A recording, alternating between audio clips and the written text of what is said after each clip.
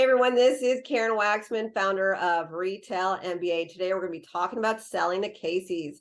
So if you have a great consumer product that you think should be in their stores or on their website, this little training will give you some things to think about in regards to Casey's. With that said, let's get started on today's training. Let's talk about convenience stores, distribution, distributing, being a supplier, all the good stuff. Convenience stores are awesome because there's so many of them.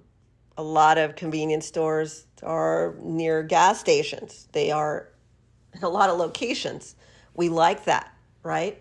That's exciting. That makes money when they have a lot of stores. Exxon has convenience stores. All these different locations has these convenience stores. And the thing about convenience stores is they're very convenient for customers in that I could walk down the street usually and get some product I want, which has usually groceries and little things that are a lot of times impulse buys, things that I'd be willing to buy right now. Impulse buy is usually something that's impulsive, something that maybe I'll buy what I came there for, but then I'll buy something else because it was an impulse. It seemed cool. It was interesting. So the thing about convenience stores is that they're usually small formats. They have smaller locations, meaning they can't fit as many products in stores. So number one, the annoying part about selling to them is that although they have so many, they are more strict with what they buy. And they tend to buy a lot of stuff through distributors, which is also annoying if you can't get a distributor to represent your product. But if you can, big money. A lot of people don't feel like going store to store, opening up accounts, getting the convenience store to buy your product from you. But a lot of times people have to do it until they get a distributor to pick up their product.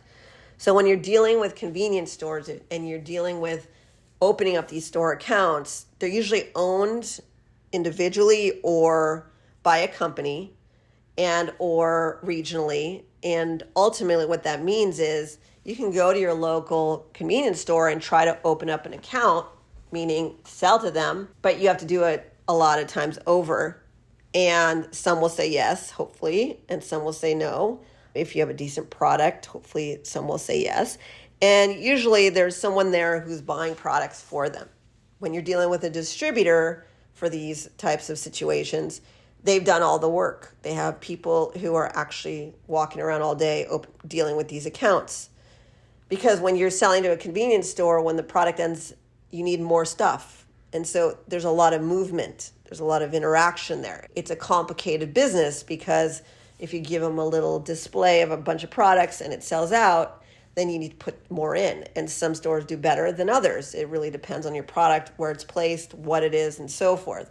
So there's a lot of movement with convenience stores, which is why people like working with distributors in that scenario, because the distributors have feet on the street doing this all day long and they can keep up with the supply and demand. However, you also need to decide how big you want to go. If you work with a distributor, they're going to open up lots and lots of stores, and there's a lot of moving parts. But also when you work with a distributor, they're actually going to take a decent chunk of your income because they're expecting a return for their efforts, right?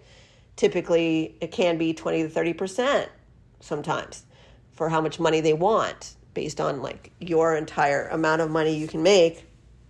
They want a piece of that. Also, they need to make sure that the product's going to sell. You need to make sure that you give them good marketing collateral so that it converts when they're walking around. They're saying the right things about your product. There's effort here with selling at convenience stores, but they have so many, so that's very exciting. So you technically can go after convenience stores yourself without distributors, and people do it all day long. I have customers who do that. Then there are others who actually have to drive farther and go bigger and open and continue to do that until they get the distributor to pay attention to them. A lot of you are trying to get the distributors to talk to you, but they're not picking up the phone. I'll tell you the number one way to get a distributor for convenience stores to listen to you. It's you sell first and do all the work, and then they'll pick you up and then they'll expand it. That's usually how these people work at these companies. They like low-hanging fruit, easy money. That doesn't mean you shouldn't try to go after a distributor and get them to work with you. Sometimes you just have a really interesting thing and they know they can sell it really easily. Unfortunately, the world doesn't work that way. That's why we have a system called Retail MBA where we walk you through how to approach, pitch, and sell to them, how to get them to buy, all the things, how to work with distributors in case you can't really scale up. People aren't paying attention to you and you have to do the work yourself because you're an entrepreneur, you're a business person, and you just have to do the work, which is super annoying because you'd rather have someone else sell your product for you, but it doesn't always work that way.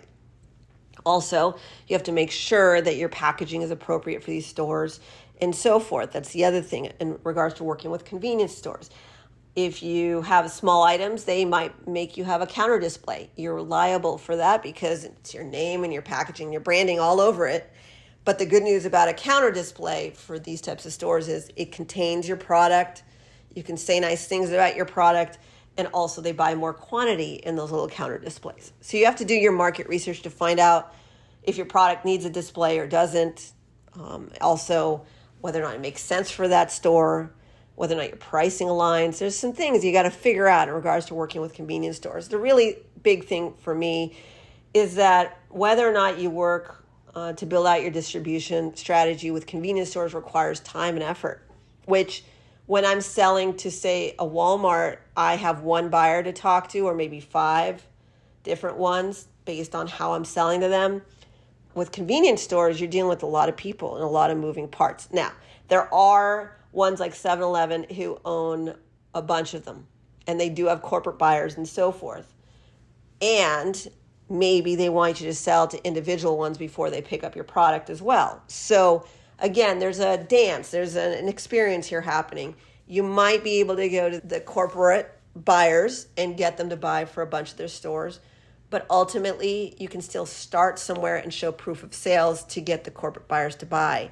Now you can do one or the other, it doesn't matter. You can start with the buyers and see if they'll buy and then work backwards, or you can go after the small, like the individual stores, and then go back to the corporate buyers. Depends on you, your manufacturing. And if you're going to go to the corporate buyers and they're going to buy products from you for a bunch of their convenience stores, just be aware that your manufacturing needs to be set, needs to be great.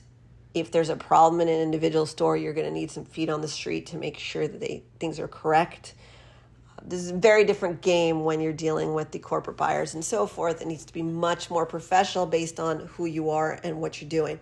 This is Karen Waksman. If you need help, if you want a consultant, a coaching company to support you through this process so you can scale up, make a bunch of money, maybe sell more than one product, do what you got to do, we explain all of it with our Retail MBA coaching and training system listed on retailmba.com, or please be on the lookout for additional videos and content we create. We also do live events, all sorts of goodies, helping people make money with their consumer product brand.